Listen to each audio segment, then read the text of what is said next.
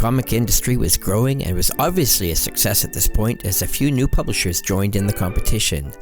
For the first time ever, we had more than 10 different monthly titles on the newsstands, and the month of cover dated February 1937, we had a big jump up to 14 titles competing for your dime. Star Comics #1, with a cover date of February 1937, was the first comic published by Chesler Comics. He was an oversized 8 3/8 by 11 3/8 size, edited by Harry A. Chesler. The issue tied with Star Ranger #1 as the first Chesler published comic book. This issue is notable for having original material back when this was still the exception rather than the rule. Dan Hastings is the most familiar character represented in this issue, and H.C. Kiefer is the best-known artist. The cover is by W.C. Brigham. Jingle Jingle is a one-page story from writer and artist Fred Schwab. And Fred Schwab, born August 25th, 1917, lived until May 13th, 2000, an American cartoonist whose humor panels and short features were published in a wide variety of comics from 1938 to 1950. His notable comic book appearances include Timely Comics and Marvel Comics #1 in 1939, the first publication of the company that would become Marvel Comics. He also worked on some of the earliest publications for DC Comics. Schwab's first known comic book credit is as writer and artist of the two-page Tenderfoot Joe, a Western humor story featured in Star Ranger #1. Other early work includes the one-page Silly Sleuths in Detective Comics 1, 2, 5, and 7 that came out later in 1937. The Great Boudini was featured in Funny Pages at Centaur Comics, Butch the Pup in More Fun Comics, and a Sherlock Holmes parody featured for Fox Comics in Mystery Men Comics #1 and #2 in 1939. He also did issues of DC's Adventure Comics, Action Comics, and others. For Funnies Inc. in 1939, either Schwab or Martin Filchok drew the cover of Motion Picture Funnies Weekly. Sources differ on this. An unpublished series designated to be a promotional giveaway in movie theaters. That comic is best known for the first appearance of the superhero the Submariner, created by fellow Funnies Inc. freelancer Bill Everett. When Funnies Inc. then supplied the contents of Marvel Comics #1, the first comic book published by Marvel Comics' predecessor, Timely Comics, the packager included both an expanded version of the Submariner story plus 5 one-panel gags by Schwab that appear on the inside front cover.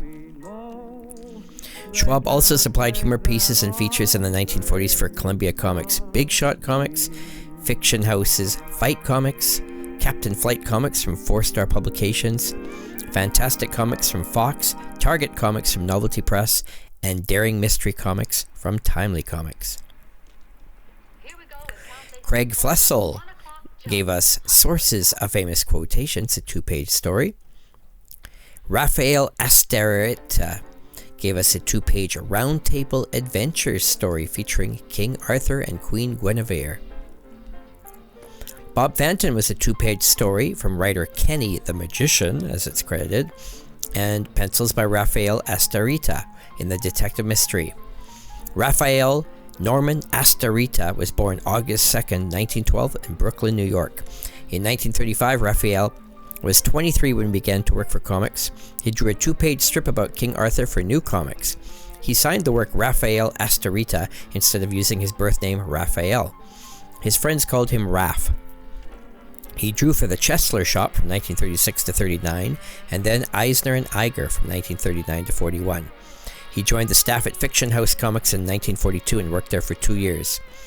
In 1947, he became the art director at Ned Pine's Standard Comic Books, and from 1950 to 51, he worked for Avon Comics. Star Ranger #1 from Chesler Publications with a cover date of February 1937 is considered to be the very first all-Western comic. Tied as the first comic published by Chesler Comics. There is a Jesse James story included. Craig Flessel art is one of the highlights, and it's a large format, again the 8 by 3/8 and 11 3/8 size from Chesler Publications with Harry A. Chesler editing. The cover is by W.M. Allison. Silver Saddle was a 2-page story written by Frank Gruber with pencils by Craig Flessel. He also drew Lariat Law, a 2-page story from writer W.C. Miller, a Western frontier story. The Return of Tarzan was a one-page story from writer Dick Ryan. This unusual story was about an African native learning that he's been cast in the next Tarzan movie, but there is no Tarzan in the actual story. Western Picture Stories #1, with a cover date of February 1937, came out from Comics Magazine Company. 68-page 10-cent issue. Not only is this issue considered the first Western comic tied for the honor with Chesler's Star Ranger #1, it's one of the first comic books to focus on a single theme, at a time when most series were a mix of very different genres, like Famous Funnies. The cover is the only time we've seen Will Eisner called Bill Eisner, but it's quite early in that great artist's career, appearing just half a year after his debut in WoW #1, and the cover is credited to William Allison. Will Eisner gave us a 7-page long strip called Wild Tex Martin, and Ray Burley was the artist for Famous Frontiersman, a 2-page story about Buffalo Bill Cody, the first of a series. Detective Picture Stories #3 came out with a cover date of February 1937 from Comics Magazine. There is even a mile-high pedigree copy of this early comic, one of the earliest comics from the Edgar Church Massive Comic Book Collection.